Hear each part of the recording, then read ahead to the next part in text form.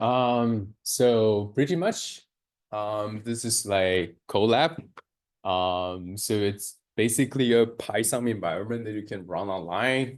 It's a mixture of, some of those are Markdown. You can write some text there. So, it's sort of like they code it Jupyter notebook or IPython notebook. But in principle, the more important stuff are you can write Python code in this environment. So Colab is sort of like free.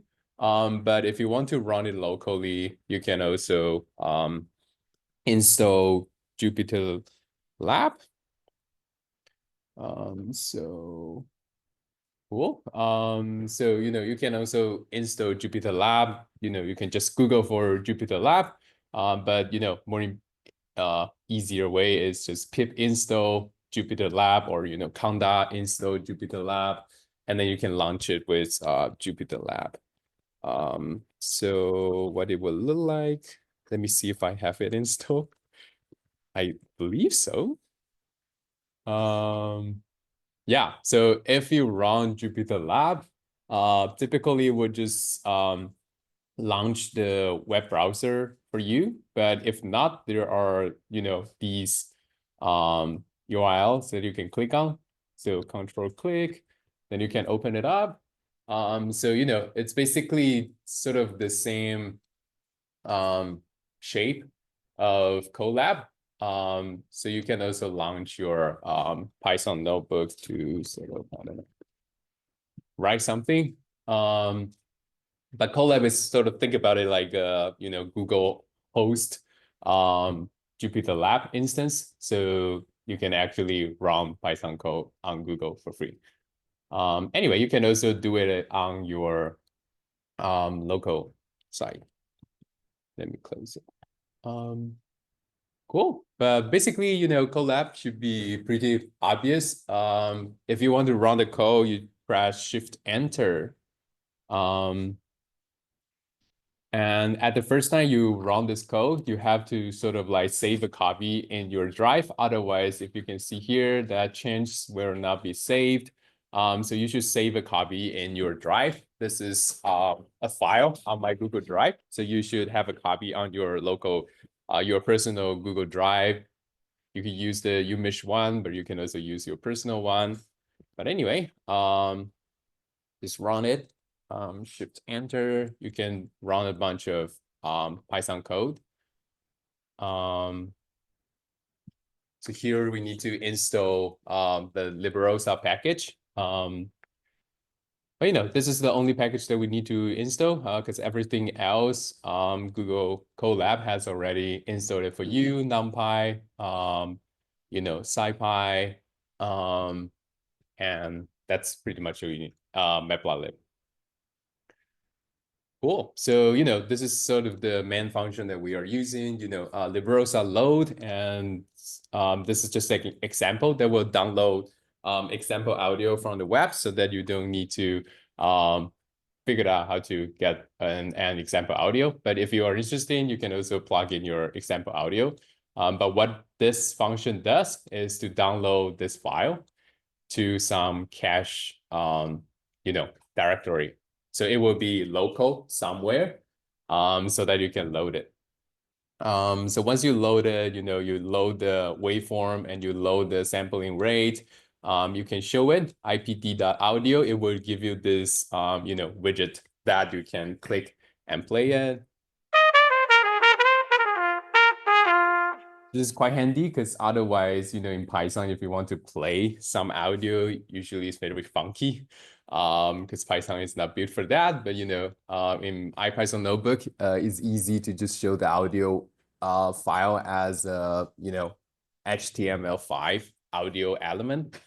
You can also show it, Librosa, display, wave show to show it.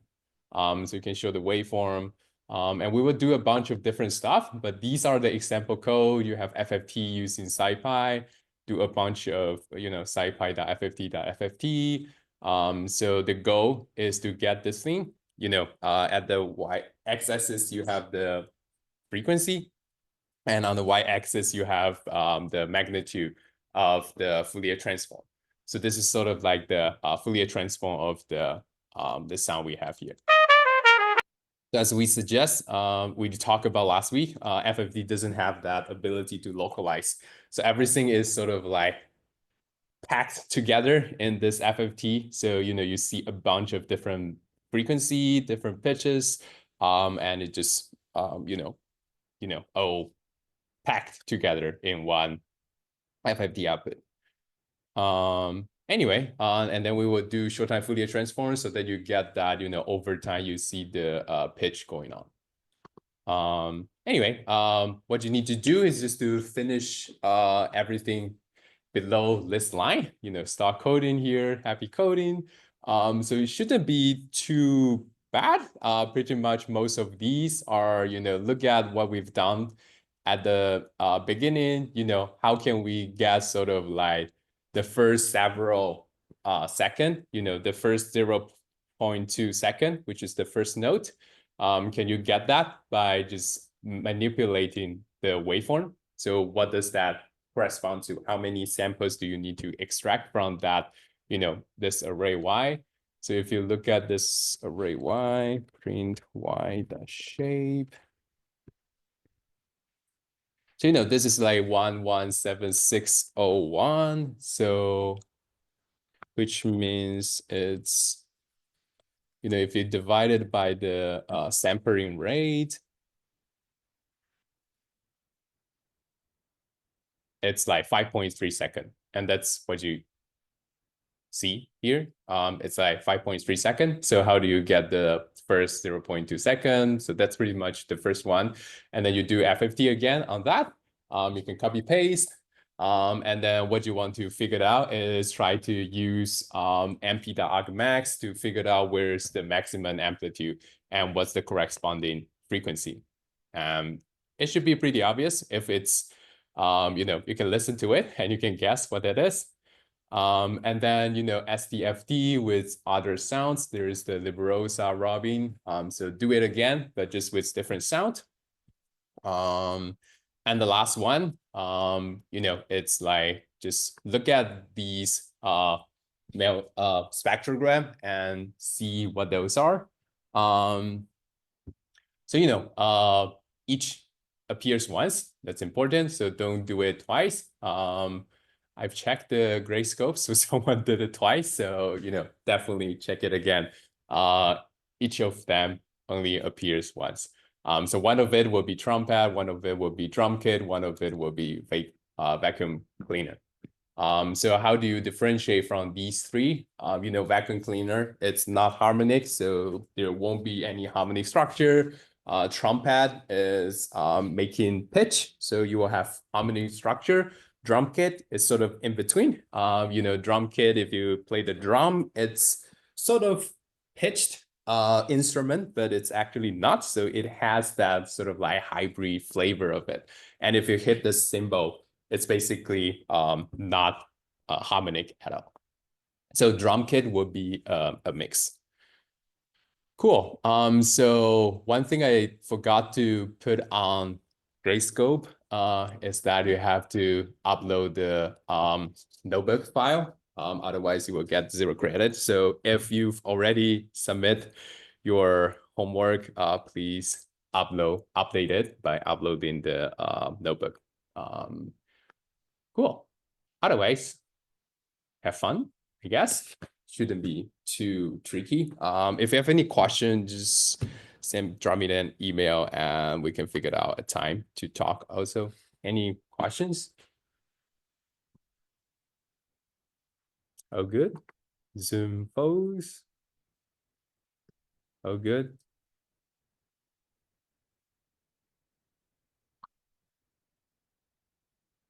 Cool. That's nice. Just start working on it as early as possible and let me know if there's any issue to work on Colab.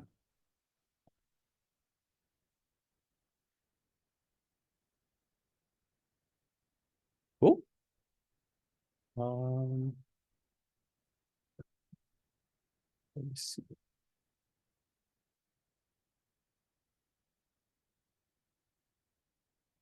Cool. Did I miss anything? Nope.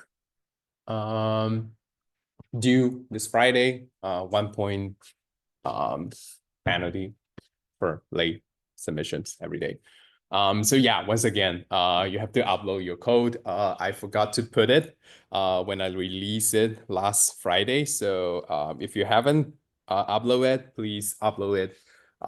You just go to Gradescope and sort of like resubmit it again. And also check whether you did the last section correct, because everything only appeared once. Cool. So just to quickly recap what we've been talking about, assuming there's no questions. Any questions? Nope. Cool. So last week we've basically been talking about two things. One is sampling theorem. Second is about, Fourier transform and short-type Fourier transform. So, the most important theorem about sampling is the Nyquist-Shannon sampling theorem. But basically what it means is that if a signal contains no frequency higher than f max, then we can perfectly construct it when sampled at a rate larger than 2f max. So this is called the Nyquist rate. So this is the minimum rate that we want to I don't know, perfectly reconstruct the signal. So you can look at this. This is exactly what we want to signal with, so that we can perfectly reconstruct the signal. So if you look at the rate, it's basically just double the rate that you need for your signal. And we talk about spectral analysis, Fourier transform. Even now, I look at it, it's still very terrifying. But think of it like just like cosine sine function decomposition. The goal is pretty straightforward. What we want to do is to see what are the frequency, what are the sine wave components of the signal. So even though the signals looks quite ugly, in some sense, it's actually not ugly at all compared to real waveform. But what we want to do is to figure out what are the frequency components. So in this case, it's a 2 Hz signal plus a 5 Hz signal and a 10 Hz signal with different amplitude. So that's the goal of Fourier transform. Somehow that's all I have from the recap slides. But we also talk about short-type Fourier transform, basically doing this slice by slice, so that you can sort of get what's going on in the first 10 100 millisecond, what's going on in the second 100 milliseconds, so that you sort of get a sense how pitch change over time, how the frequency components change over time. So that's basically what we've been doing, what we'll be doing in homework 2. Cool. Any questions on Fourier transform, FFT, short-time Fourier transform? Nope. Then we'll go on. So in the next few lectures, we will just basically do a deep learning 101 that we will just get hands-on on what, not hands-on, we'll just look at it without actually typing any code, but to get a sense what deep learning is about. And next week, by the end of next week, we will be releasing the homework 3, actually by the end of this week. But in homework 3, you will basically be building your first, if not, hopefully maybe first ever deep learning model to detect, to classify musical notes. Cool. So we'll just go over some of the concept of deep learning. Lots of our work we will talk about. Lots of the work that we will be talking about will be based on deep learning. Cool. So again and again, AI, machine learning, deep learning is different. So based on the definition of machine learning, deep learning is actually the same. So the difference is in that, deep learning is just a type of machine learning that use deep neural network. So we talk about a little bit about what deep neural network is, but look at it. Typically nowadays, what it looks like is there are layers, which is different from our brain. Our brain doesn't have, debatable, but typically won't have that kind of very structured layers. There are feedback loops, there are sections, there are zones, but they're on, specific layers. But anyway, this is deep learning, it's artificial. So usually we put it into these layers. So you have input layers, everything in between, that's hidden layers. So we call it hidden layers because technically, there's something going on. You can try to prop what's going on inside these hidden layers, but it's not input and output, so it's something you will see, and that's why all these neural networks, we tend to call it black box model, because these hidden layers are sort of like doing something that's unclear what's going on. And each single neuron is just weighted linear combination plus a bias term plus an activation function. So this is what we talk about. So each of the single neuron here, each of the circle, either it's the blue one or the green one. The yellow one, you can change it because it's the input, so it will be some numbers. But the red one, but the blue one, but the green one, each of them is a neuron. So each neuron, what it wants to do is basically aggregate inputs numbers, a bunch of numbers, try to weight it, get a weighted sum, and then plus something, and then go through that activation function. But the idea is to see whether it has reached the threshold to throw something out for your output. So technically, that's the mathematical formulation of it. Looks terrifying, many different forms, but they all say the same thing. This is the explicit form. W1x1 plus W2x2, blah, blah, blah, plus B. But you can also write it as a summation, but, I from 1 to n, so this is equivalent, W1x1, and then go to I equal to W2x2. But, more conveniently, you can just do W dot X, which is, inner product. So basically, when you do inner product between these two vectors, you get W1x1, W2x2, blah, blah, blah, to Wn xn. So most of the time, you will see something like this, vector form. And that's also how internally we are doing. So we are doing vector computation or matrix computation in parallel. So it's sort of similar to human neurons. So human neurons aggregate signals coming from, other neurons and try to figure out whether it has reached that threshold potential. If it doesn't, then nothing will be sent out. If it has reached that potential, then it will generate this, action potential, and it will send a signal. It's sort of like ignite the signal, and it will send it out to somewhere else. So that's how sigmoid is built. So we talk about that weird activation function, which look like this shape. So sigmoid is basically doing sort of like a soft thresholding, and the goal is to sort of mimic what the human action potential function work. So, after some threshold, we should send out something. So ideally, we want to do it with like unit step, but that's non-differentiable. We will see why that's a problem. But sigmoid is basically a way to soften it. So it's a soft thresholding function. And we need bias terms so that when the input is 0, you can still get something different. It's not necessary whenever there are non-zero outputs. Then when all the inputs are 0, then your outputs will be 0. So think about Fahrenheit to Celsius. Then when Fahrenheit is 0, it doesn't mean that Celsius temperature is always 0. So there will be a bias term when all the inputs is 0.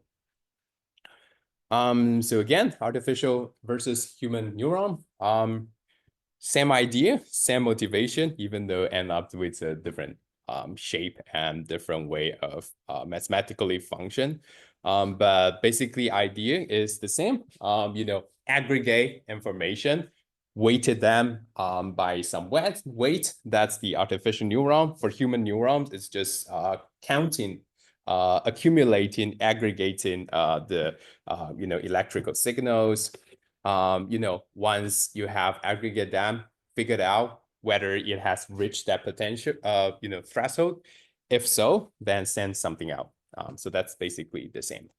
So now, you just combine a bunch of different neurons, and then you can get this artificial neural networks. And, usually artificial neural networks is layer by layer, but human brains, it's much complex. There are loops, there are functional hierarchy, there are also memory module, etc. Cool. So this is the most basic form of neural network. So, it's just a bunch of layers connected with one another. So I guess it's always nice to sort of have a sense how to mathematically formally define it. But, we don't necessarily need to get into detail of this, but, having an idea what this is about, and, at the end of the day, during your homework, you will see, all these function that you call, in Python, in PyTorch, the library that we are typically using to build deep neural network. You will see nn.linear, nn.dense, nn.cnn. Essentially, they're basically doing this mathematical function formulation. Cool. So to formally define what a neural network is that, you can start from the input layer. So these are, and our goal is to go all the way to the output layer. There's a bunch of hidden layers. So, we have these inputs. So these inputs are not something you can change. This is, the features. It could be, say, if you want to do animal classification, or say animal classification, you look at, how many legs they have, whether they can fly or not, whether they can swim or not, or, look at the weights, look at the height, a bunch of different numbers that you cannot change. But basically what you want to get from after the first neuron is to times with a bunch of different weights. So these weights will be W11 to W1n. So that's how you get the first neuron out. So you do this thing that we talk about. This is the neuron output. You have some weight vector. You compute the inner dot with the input. But basically what this does is, W1, X1, W2, X2, W3, X3, that kind of, summation over all the weighted sums of the inputs. And then you pretty much do the same for the second one. You have H2 equal to, W2 dot X plus B2, and then, go through that activation function. So, one, the same, and, different weight. Those purple ones are the weights. They will be different for different neurons. And then you just go over it, all of them. So if you look at these all the connection, you can actually turn it into this matrix form. So it's just a math trick that it's just the same thing.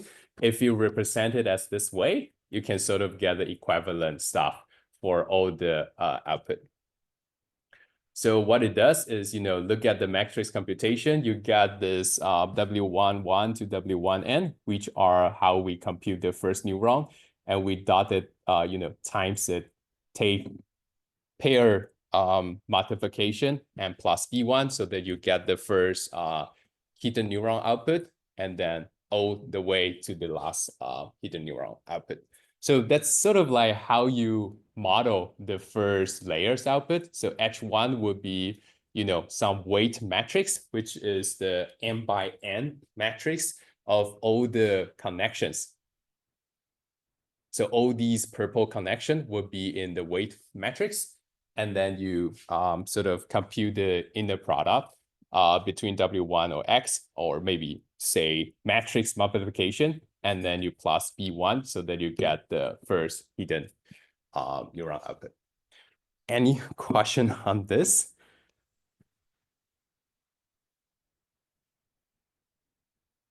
Oh, good. Zoom folks, are you guys doing good? Okay, cool. Assuming there's no issue here, then you can pretty much do the same just over it again. Now when you go to the second layer, where's my cursor? You do the same thing. You have H1 as input, you times the matrix W2, all the purple connections, these are all weights. And then you plus B2 so that you get the output. So you do it again and again until you reach the final layer. Now, this is our Y as your final output. But, think about it this way. So neural network is just a bunch of, numbers that you just compute over it and over again that, it's just a bunch of matrix computation. But the tricky part is the orange one. You have some activation function that sort of change the behavior of your neural network. So this is like a toy example, but in real life, what we got is usually, you will have different number of neurons over time. Usually we will sort of like expand it and then compress it because, eventually, usually what you want, the output size is usually much smaller than your input size. Think about animal classification is that you take 10 or 20 features, and then eventually you just want to see maybe which class the animal belongs to. So maybe it's just 3 to 4 classes. So usually input size would be larger than output size. In some rare case, you can expand the dimension, but usually what we've been doing is that the dimension will change over time. Cool. But this is like the mathematical formulation of it. And most of the time it will be handled in PyTorch. You will call some function nn.linear, then you define a layer, and then you call another nn.dense or linear, then you get the second layer, and then you get a layer and a layer. So most of the time you won't be actually doing these matrix computation, but it's what internally being used in the neural network when we look at it. Cool. So I guess the more important thing to think about what neural network is doing is that a neural network actually represents a set of function, and this function is defined only by the input and output. So everything inside that neural network, you can sort of think about as a function. So neural network is basically a function that maps from whatever input X to whatever output Y, but it's parameterized by the weight. So all the weights are something that we want to sort of, try to tune, and that's what we call training. We want to tune this weight so that this function match better and better in the way how we predict the output. So these are all the parameters. So basically all the W1 to WL, B1 to BL. So all the weights that you have inside this neural network. So just a preview, how we typically train the neural network is that we build a neural network. So this neural network, so say we build this neural network, this neural network would define a whole bunch of functions. Because at this moment, the parameters, it's unclear, it's randomly initialized. So it defines a set of functions. And then we want to define the objective, what is good for a function that we want, what's a good objective that we want. And then we want to find the optimal parameters, which leads to the best function. So this is the way of looking into neural network and looking into deep learning. It's doing 3 things: build a neural network, define the objective, and find the optimal parameters. So once again, look at this figure is that, you have your input X and output Y. So think about input X could be, height, weight, how many legs, and then the output will be whether it's a cat or a dog. Maybe it's too hard for that, but if that's the question that we are answering, then, this neural network will define a bunch of different functions that will map that three features to the output. And there's a lot. How do we see which one is the best? So that's the key. Whatever stuff you send in, it will generate some output. And now you want to see how good your output is and how bad your output is. And what you want to do is to find the optimal parameters. So that's what we call training of a neural network, that you look at your output and see whether it's good or not. And then you try to optimize the function that you have. So essentially what neural network is doing is just doing function fitting, but just in a very, very complex form that, this neural network is more expressive than, linear regression or, all the existing models that it's much complex, but, in principle, it's just doing function fitting. You want to find the best function that can model the XY mapping. Cool. So we should talk a little bit about activation function. Any questions so far? Nope. Cool. So we should talk a little bit about activation function. So laggy. Let me stop my webcam. Cool. Cool. So why do we need activation function? So activation function, the goal of it is to introduce nonlinearity. Kind of hard to imagine what that means at the beginning, but think about it like this way. If we don't have activation function, each single layer is just a weighted sum of the inputs. It's a linear function. So if you just stack a bunch of linear function all together, they're still linear function. So it cannot handle anything that's not linear. But there are a bunch of nonlinear functions that we potentially want our neural network to model. So think about, inverse relationship, even simple square relationship or power law, or, maybe just product of two input value. So these functions, if you don't have activation function, your neural network will be, have nothing to do with these functions. So that's why we need activation functions, so that you introduce some nonlinearity so that you can model all these functions.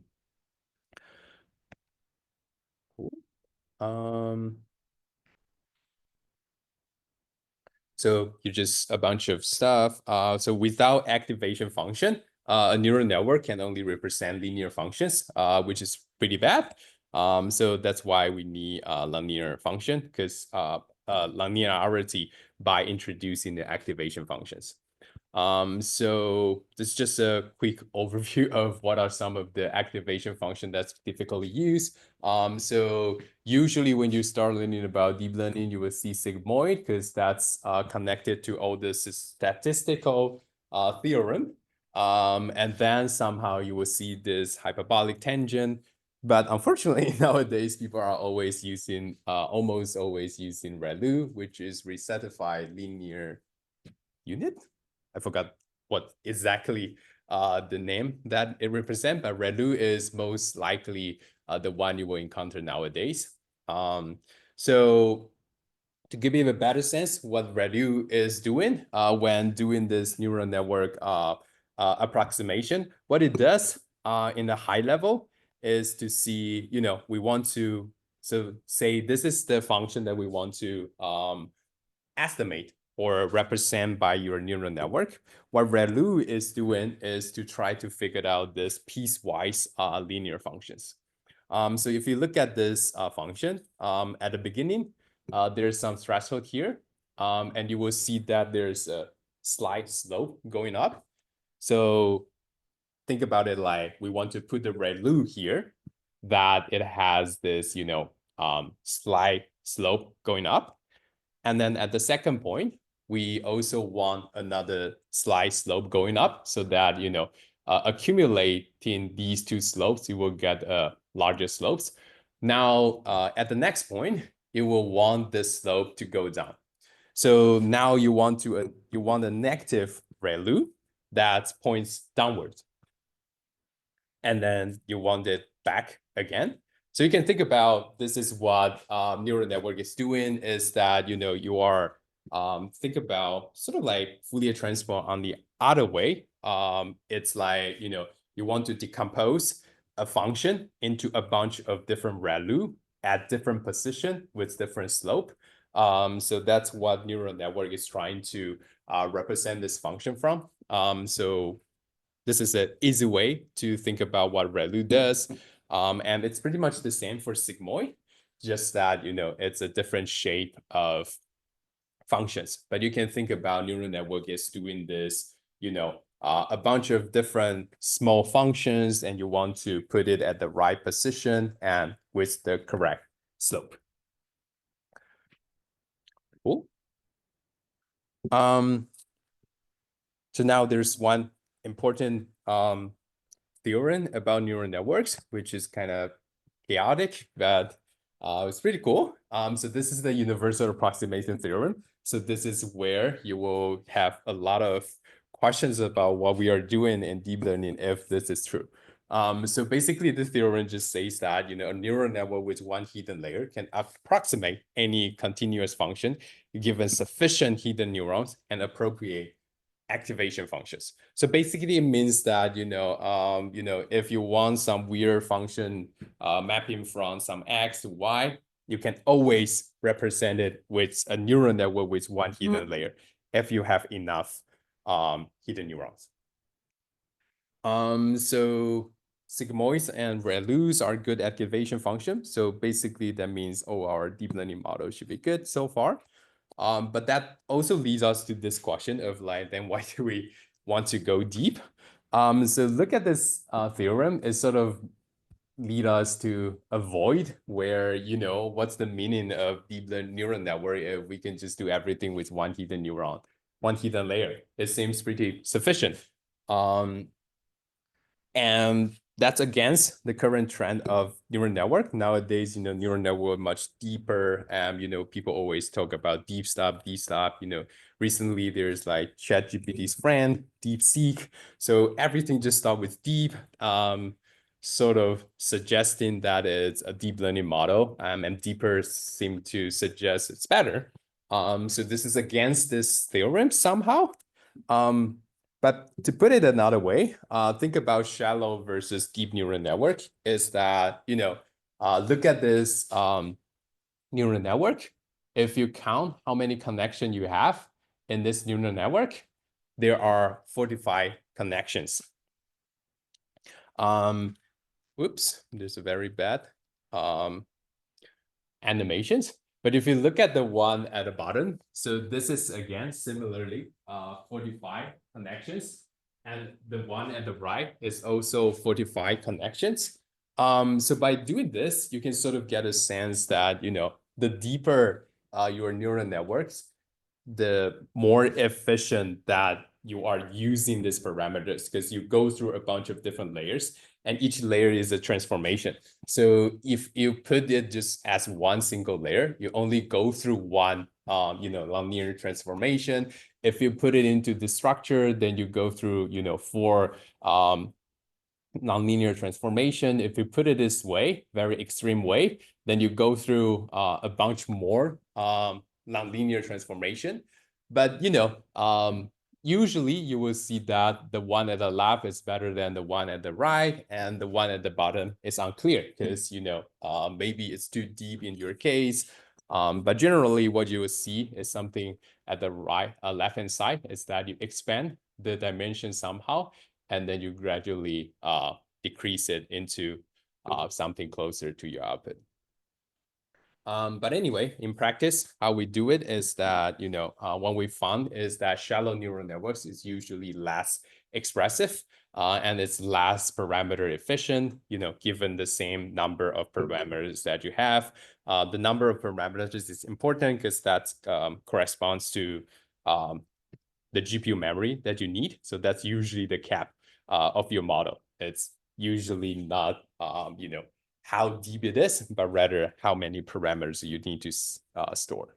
So, I forgot how big is ChatGPT, but in the past, like GPT-2, even before ChatGPT, is in the million-ish era. And then at some point now we have billion parameters of, billion number of parameters for ChatGPT-ish model.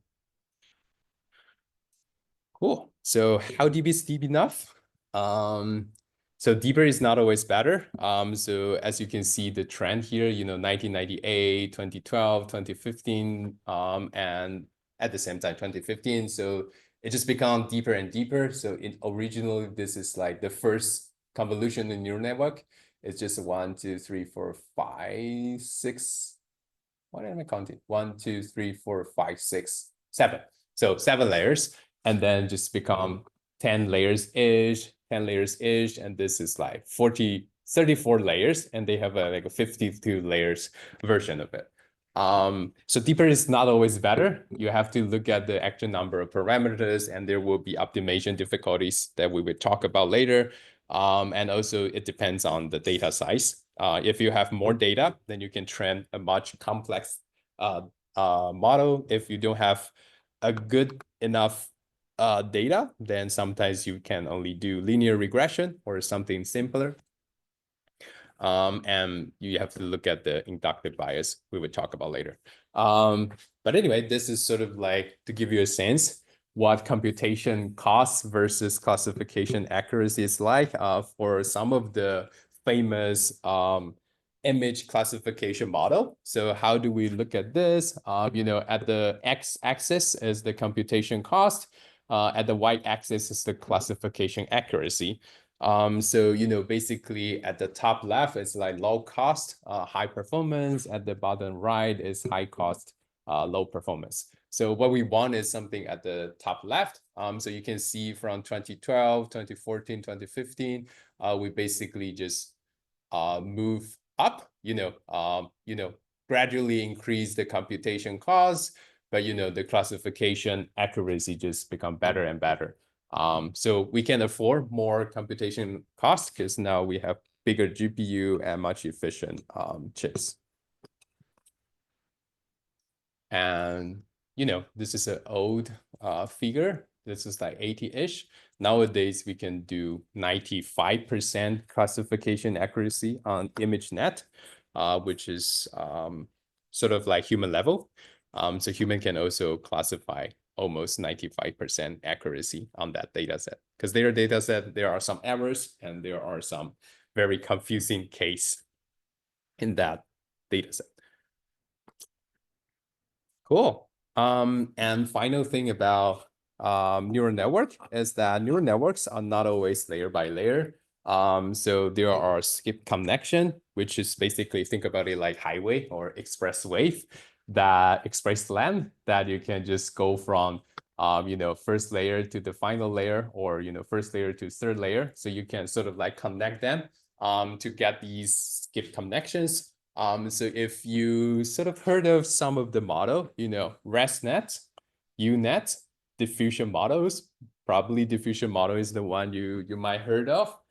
So they all use skip connection. Skip connection has the benefit of like much efficient training and much easier to train. So, neural networks are not always layer by layer. There are some structure, just that it's still different from how human brains work. So there could also be feedback loops that, you go from the left-hand side to the right-hand side, there could be something coming back. So, these are models like recurrent neural networks, LSTMs, GRUs. So, at some point you might heard of some of these models. So these are models that have feedback loops rather than, just feed-forward neural network that doesn't have anything coming backward on its direction. Cool. Any questions so far?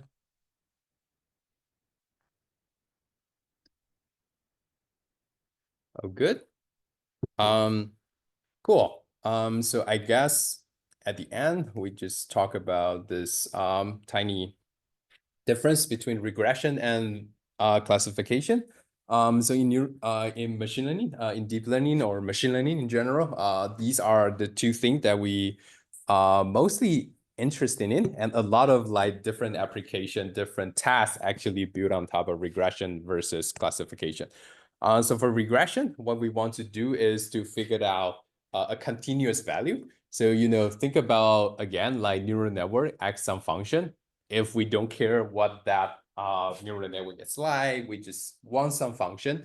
And, regression is aiming for this kind of function that, you have some input and your output will be a continuous value. So, age 5, but it could be 4.2, 3.3, a continuous numbers of continuous number.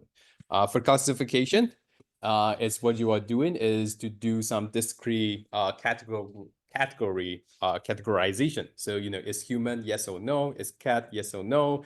Or think about what else? I don't know.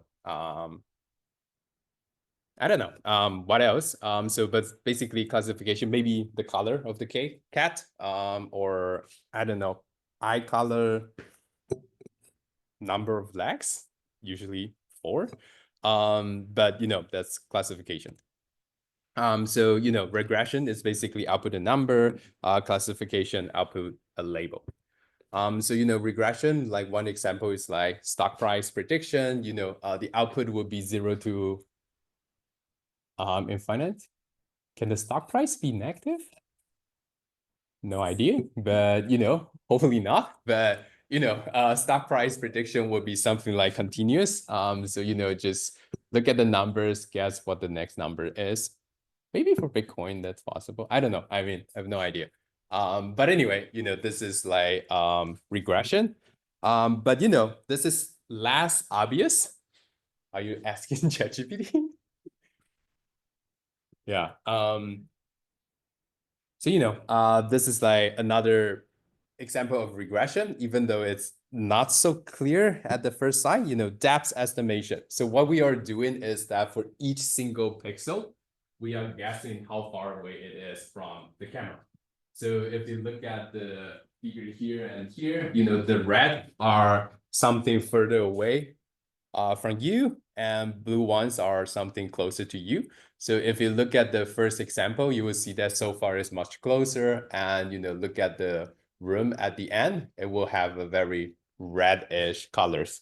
And the same for the class, it's definitely something further away at the windows, and the desk is the closest to you at your the blue-ish region. So these two, even though they look different, but just that the dimension is different. When doing stock price, we are doing like one dimensional, single point prediction. That's regression. But depth estimation is also regression, but just that now we are doing on each pixel. So the output space would be W times H, which is the whole pixel space. So you are essentially, if this is, I don't know, say 200 by 200 pixels, then you are essentially making 4 T thousands prediction at a time, and each of them is a numbers that corresponds to the color here. So classification should be much easier to guess what it is. But basically, potentially you get some images or maybe some features of an animal, and then you want to see where they goes to. So, this is for animal classification, but this is the famous example of sort of like deep learning 101. If you Google deep learning 101, you always get this. So it's like classifying handwritten digits. So what we will do in homework 3 is basically something like this. We will look at spectrogram. So, a bunch of different spectrogram, and we look at it and see what the instrument of that is. So, that's sort of the deep learning 101 for music and audio processing. So for computer vision folks, they like to do handwritten digits recognition. but for us, we would do instrument recognition to see what the instrument that is. But more practical, I guess, is like span factor filter. So this is also classification. Look at some emails, you look at it and see what the words are being used, then is span or not span. Cool. So this is just a binary classification. Cool. Questions? Yep. Is there like for training music, is there a particular architecture that's used more than others, like for deep learning? Like are convolutional neural networks used more than would you use like a recurrent neural network at all? Yeah, I mean, everything is used. Just, yeah, there's a trend and there are, different types of architecture that's more suitable for certain type of data. So think about, stock, like the stock price one. The more straightforward way to do this is through something like recurrent neural network or LCM. So basically look at everything in the past, guess what's the next number is. So this sounds like something that LCM and,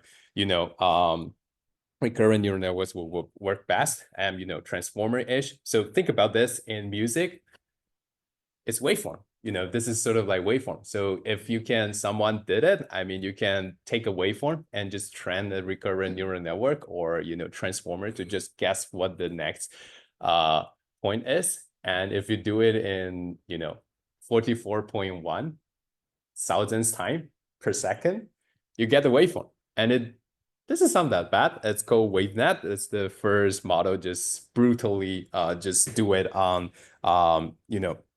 using recurrent neural network to generate waveform in each single value. And it could work. But you can think about, nowadays we have like Suno-ish thing, then they are sort of like using something similar to this. It's like we are generating the spectrogram rather than the waveform. Then in that sense, we have to use sort of like convolutional neural network. But to make it even more complex, nowadays, Suno is actually based on the model called latent diffusion model. It's everything. It's like you have transformer in it, you have diffusion in it, you have CNN in it, and you have skip connection in it. You pretty much have everything in it. So I would say nowadays it's very hard to judge which is the main component of these models. They are sort of like all used at the same time altogether.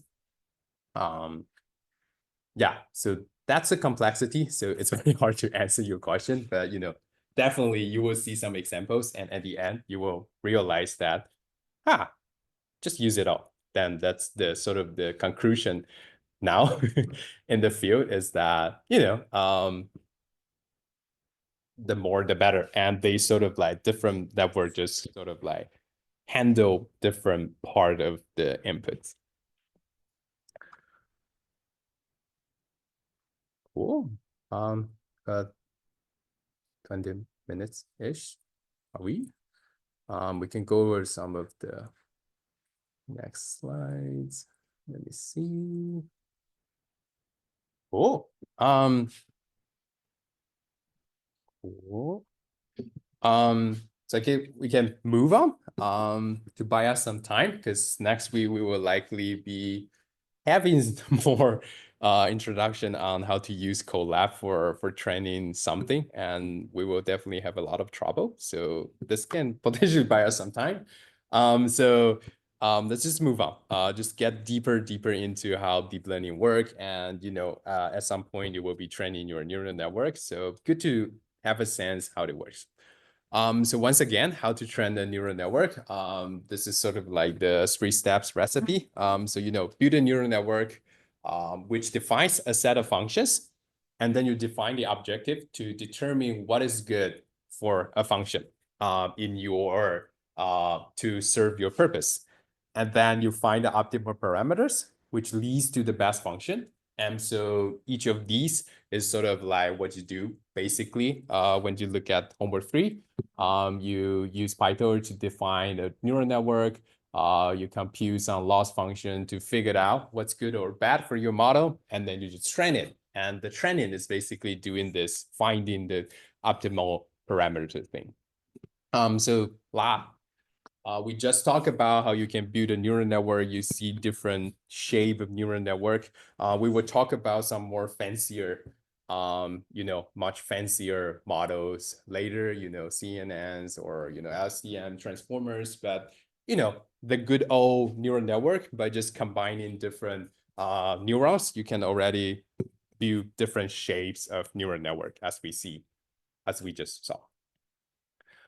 So secondly, we have to sort of like define what the objective is. So now this is like a very mathematical way of thinking about it. So we would just quickly go over it. So just to recap, neural networks again is a bunch of functions. It's not just one single function. So a neural network is a bunch of functions. Each single function will be only determined when you define the weights. So if you haven't initialized or make sure what the weights are, a neural network actually represent a set of functions. And what we want to do is to define some loss function and then try to find the optimum parameters for this particular neural networks so that you can find the best function represented by this neural network. And that's what training is about. So basically loss function, there's so many different forms. Mathematically, it's kind of boring, as you will see later. But the idea of deep learning is that, it's just math, it's just metric computation. But when those values have specific meaning, then you can do something great. That's the power of math. So loss function, basically what we want to do is just measure how well the model perform. In the opposite way, it's loss function. So it's, measuring how bad it is actually. So the choice of loss function depends on the task and goals, but basically it's just something like this. Loss function, the input would be your parameters. So there's a bunch of different parameters. For this parameters, you get this, how goodness of your function. And then for another set of parameters, you get the goodness of that function. And what you want to do is just to minimize the loss function. There are so many different names. Sometimes you will see it in different field, most commonly cost function and error function. But if you, and the opposite is objective function. So this means like how good the model is rather than how bad the model is. And if you look at different fields, reward function is used in reinforcement learning, evolutionary algorithm, genetic algorithm, they use fitness function, utility and profit functions are in economics, but they all sort of like serve the same purpose. How good or how bad your function fitting is. So just to give you a more concrete example, think about audio codec. What would be the good objective to train a neural codec? Like sort of like neural network based MP3 codec. It's like compress your model. So what would be the good objective to train a neural audio codec? Any thoughts? I guess, how do we care? What do we care about for codec? Yep. What else? If you can compress it, but it sounds really bad. Quality. Yeah. So reconstruction quality, right? You compress it with MP3, but you want to reconstruct it. So you want it to sound good. So, those are the two most obvious way. Reconstruction quality, compression rate, bit rate, how many beats you need. But, sometimes if you think about it, sometimes in certain scenario, think about your, the earbuds or, wireless earphone. It's not like something you can, there's a delay, always a delay. So you cannot sort of like encode it in the very slow speed. So sometimes encoding, decoding speed will be important.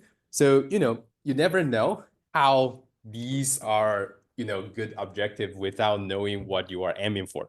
So, if you don't care about encoding and decoding speed because you are not doing it real time, you just want to, do it on your laptop and you will send it maybe to the, I don't know, to somewhere outside this the whole universe, I guess. Someone sends some CD record and just send it out of our solar system, then in that sense, you don't care about encoding and decoding speed. But in some case, you don't really care about compression rate. You just want it to reconstruct nicely. So lossless codec versus lossless codec. So it depends a lot on what you want to do it. But some of them are trainable because they are sort of like we call it trainable in deep learning if it is differentiable. So in the reconstruction quality, you can sort of define some loss function, how good that is, what's the input and output. But think about B rate and encoding, decoding speed. Maybe it's not something that's directly trainable, but maybe that could be searchable. You can train different version of model and see which one work the best in terms of bit rate and encoding, decoding speed. So, think about how do we measure reconstruction quality. So there are so many different ways, and there's no easy way to tell which one is better. So that's what we call loss function, even though, mathematically, it just computes some difference between that. But, do you compute the difference in row waveforms?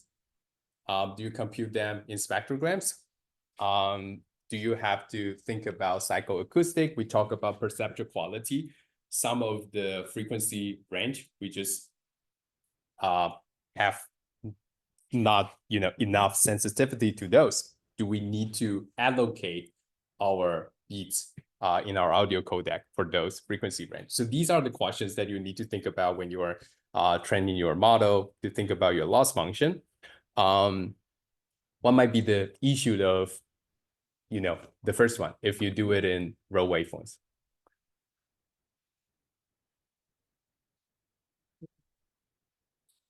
Yeah, that's one thing. There's another bigger issue. Think about if you have a waveform and then you move it one beat, right? One sample to the right. Yeah, that's And then you compute the difference. completely off. It's completely off, but it actually sounds the same because it's the same frequency. So, or, think about a waveform and then you just take it in active. It's the complete opposite, but it sounds the same because it has the exact same frequency component. So that's one of the biggest issue in waveform. So, waveform, when you are doing reconstruction, you cannot just directly compete them. You sort of need to sort of like that it slides over different phase so that you can see whether they match. So, typically we won't be doing row waveform loss function because it doesn't make much sense because we are interested in the frequency, not where exactly that audio starts from. So, think about spectrograms. What would be the issue of, computing the loss function on spectrograms? So that exactly the third one. There could be some other issues on spectrograms, but think about perceptual quality. Is that spectrograms, you go from 0 hertz to I don't know 80 kHz. You could cut that off, 20 to 20K or mouse spectrogram. Yeah. So that's typically what we do. So we will be using in homework 3. We use MEL spectrogram. So MEL spectrogram is something that's sort of doing that. We just don't care about anything below 20 hertz, and we sort of like allocate different weights on different frequency bin based on human perception. So yeah, so that's how we do it. So even we talk about loss function, people are like, well, it's just how far away that is from the output. But in principle, the key is in how you define these loss function in the way that sometimes you don't change the loss function, but you change the output space. If it's computed on waveform or it's it on spectrogram, it's it on spectrograms or it's it on MEL spectrogram that consider the perceptual perception about sounds for human ears. So that's sort of the thing you need to think about when you're thinking about loss function. Cool. Well, but now that's per C, and you will see that in terms of math, there are just not many things to discuss. So loss function, usually what we do for regression is just to compute how far away they are. So basically, very simple idea that you compute some function, you just take the absolute difference, just minus them and take absolute, you get something like this. The further away, then the worse you are. If it's perfect 0, then you are doing great. L2 loss, another version, square loss. So basically that's pretty much what people are using. So there could be some other loss functions, but nowadays still people are most interested in these two laws. There are also hinge laws. There are a bunch of different laws, but these are the most commonly used. But think about it. It's just a fancy way of thinking about absolute value of the difference and square difference.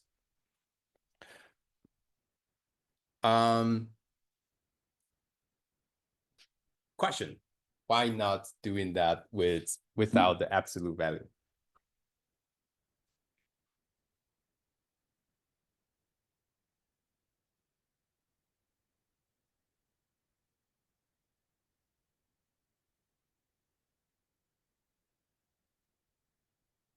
No ideas?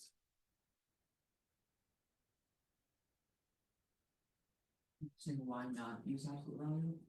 Or why do we use absolute value? Yeah, why do we need absolute value? Why do we need it to be this shape?